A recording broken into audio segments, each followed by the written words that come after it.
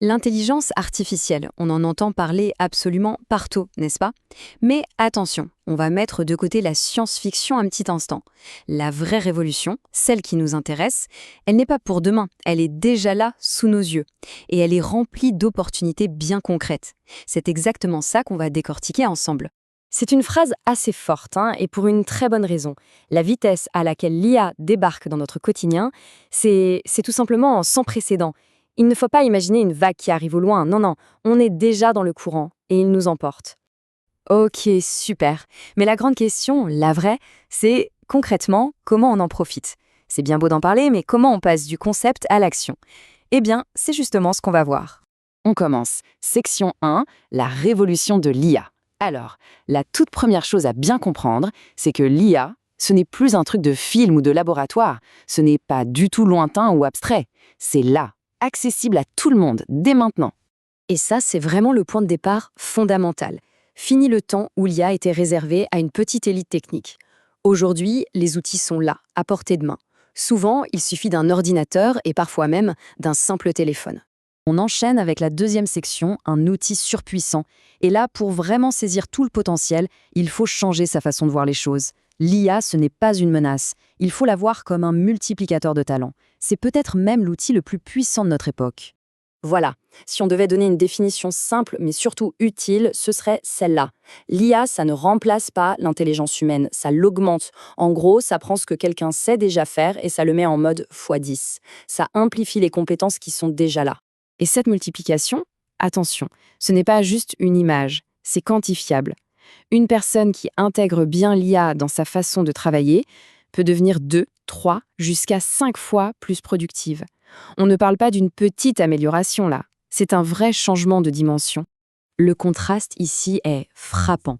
D'un côté, on a le travail classique, à l'ancienne, un peu la tortue quoi, et de l'autre, le travail boosté par l'IA. Et là, c'est la fusée.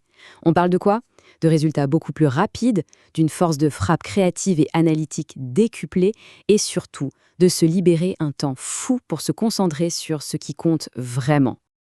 Allez, section 3, les applications concrètes. Parce que c'est bien beau la théorie, mais dans la vraie vie, au quotidien, qu'est-ce qu'on en fait? Voyons quelques exemples très parlants. Prenons les créateurs de contenu. Le syndrome de la page blanche, un grand classique, non? Eh bien, avec l'IA, c'est quasi terminé. On peut faire sauter ce blocage, générer des dizaines d'idées en un claquement de doigts, construire un script, optimiser un texte pour les algorithmes, le tout en une fraction du temps habituel. Maintenant, pour les entrepreneurs. Pour quelqu'un qui lance sa boîte ou qui la gère, l'IA devient un vrai copilote, un assistant stratégique de rêve. Ça peut aider à décortiquer des données de marché super complexes, à ciseler une offre commerciale qui fait mouche, ou même à poser les fondations d'un business plan qui tient la route. Et même pour les étudiants, l'IA est un assistant d'études ultra puissant. Attention, on ne parle pas de tricher, on parle d'apprendre mieux.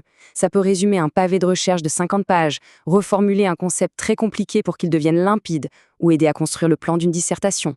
Quatrième section, monétiser les compétences en IA. Bon, là on arrive à la partie qui est peut-être la plus intéressante pour beaucoup de monde.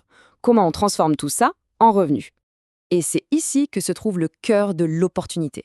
Il y a un fossé gigantesque entre ce que ces outils peuvent faire et comment les PME les utilisent, ou plutôt, ne les utilisent pas.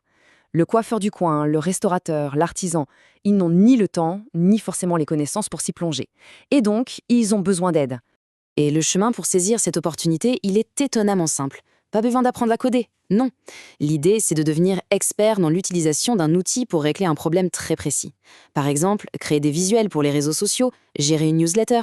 Le point clé, le voilà, il faut vendre une solution à un problème, pas juste l'accès à un logiciel.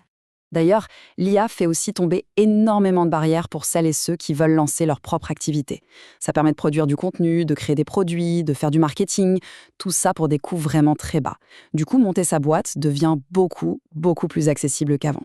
Cinquième section, amplificateur, pas baguette magique. Alors là, c'est un point super important pour rester réaliste. L'IA, ce n'est pas de la magie.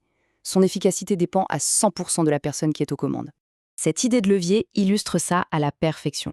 Un levier, c'est hyper puissant, ça peut soulever des tonnes, mais il faut bien quelqu'un pour appuyer dessus. Sans curiosité, sans un minimum de discipline, sans l'envie de tester et d'apprendre, l'outil ne fera rien tout seul. Il est inerte. En clair, la qualité de ce qui sort dépend directement de la qualité de ce qu'on met dedans.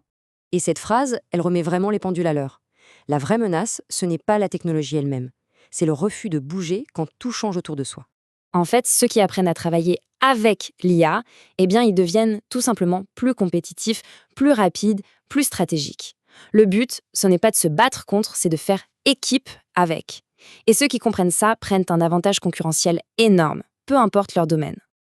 Allez, dernière section, un tournant historique. Pour finir, essayons de prendre un peu de hauteur, juste un instant, pour vraiment mesurer l'ampleur de ce qu'on est en train de vivre. Cette frise, elle remet bien les choses en perspective. Souvenons-nous, ceux qui ont sauté dans le train d'Internet vers 2005 ou celui des réseaux sociaux autour de 2012, ils ont pris une avance considérable. Eh bien aujourd'hui, on est exactement au même genre de point de bascule, à l'aube d'une vague tout aussi puissante. Les règles du jeu sont en train de changer. Et ça, c'est peut-être la conclusion la plus importante de toutes. Savoir utiliser l'IA, ce n'est pas en train de devenir une petite compétence en plus sur un CV. Non, c'est en train de devenir une compétence de base, aussi fondamentale que de savoir se servir d'un ordinateur. Alors la vraie question, au final, c'est celle-ci. De quel côté de cette transformation est-ce qu'on choisit de se placer ? Ce n'est pas tant une question de technologie, au fond, c'est une question de choix personnel face à un changement qui, lui, est inévitable. Une bonne question à laisser mûrir. Merci d'avoir suivi cette analyse.